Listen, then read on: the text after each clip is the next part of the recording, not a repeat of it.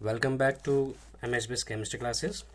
Dear students, पिछले lecture में हम लोगों ने क्रिस्टलाइन सॉलिड के बारे में डिस्कस किया था, जो कि आपको एनाइसोट्रॉपी तक बता दिया गया था। आज हम एमॉर्फस सॉलिड के बारे में डिस्कस करेंगे और ये लेक्चर थोड़ा छोटा रहेगा क्योंकि इसमें सिर्फ हम एमॉर्फस सॉलिड को डिस्कस करने वाले हैं।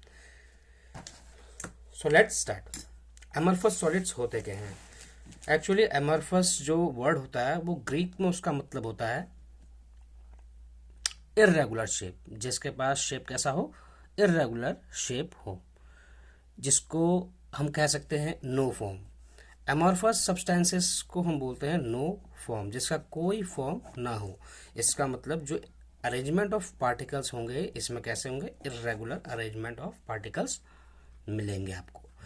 Irregular particle of arrangement irregular arrangement of particles मिलने की वजह से आपको ऐसा कुछ दिखेगा। जैसे फॉर एग्जांपल आपके पास एक स्ट्रक्चर है जो कि मैं यहाँ बना रहा हूँ।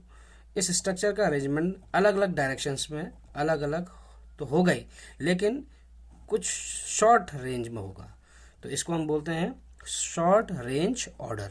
शॉर्ट रेंज ऑर्डर का मतलब होता है कि हर जगह पूरे क्रिस्टल में, उस पूरे सॉलिड में जो इरेगुलर अरेंजमेंट ऑफ पार्टिकल्स होंगे उसकी वजह से उसमें क्या आएगी, डिफॉर्मिटी आएगी, मींस उसका कोई फॉर्म नहीं होगा।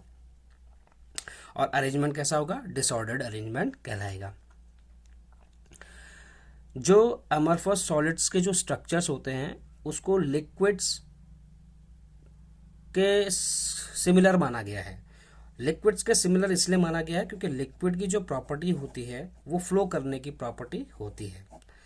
लिक्विड जो होता है फ्लो करता है, इसी तरीके से जो अमरफस सॉलिड होता है, ये जो आपका अमरफस सॉलिड दिख रहा है, इसकी भी प्रॉपर्टी होती है फ्लो करने की। इसीलिए इसका दूसरा नाम बोला जाता है सुपर कूल्ड लिक्विड्स।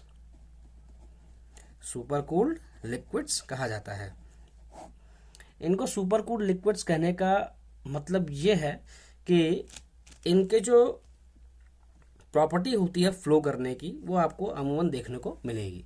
जैसे आप जानते हैं जो ग्लास पेन्स होती हैं, जो ग्लास पेन्स आपने देखी होंगी, विंडोज़ की जो ग्लासेस होती हैं, कई पुरानी बिल्डिंग्स में अगर आप देखेंगे उसमें ग्लासेस लगी होंगी, तो उस ग्लास में अंतर क्या होगा कि क्वार्ट्ज की ग्लासेस, हम यहाँ पर बात कर रहे हैं क्वार्ट्ज ग्लासेस।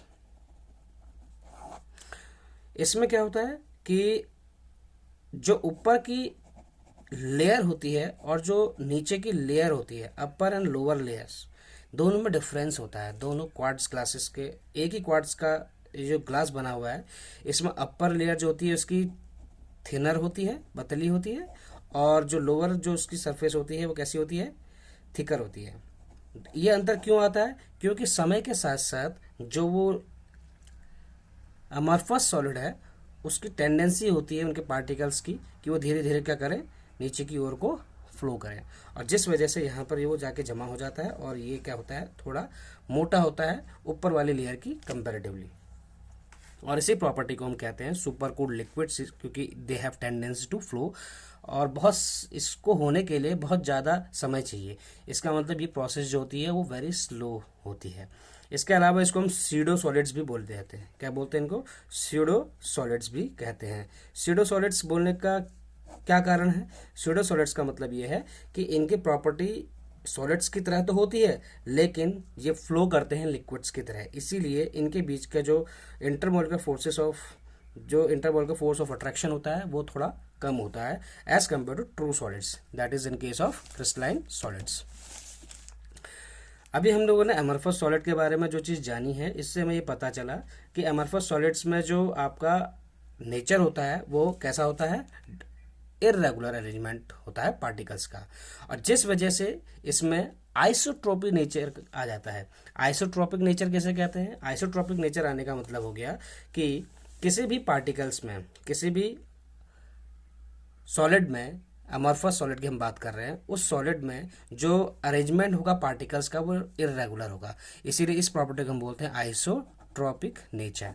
आइसोट्रोपिक नेचर जो होता है वो अमरफस सॉलिड का होता है, क्योंकि इनके पास कैसा होता है, इनके पास शॉर्ट रेंज ऑर्डर होता है।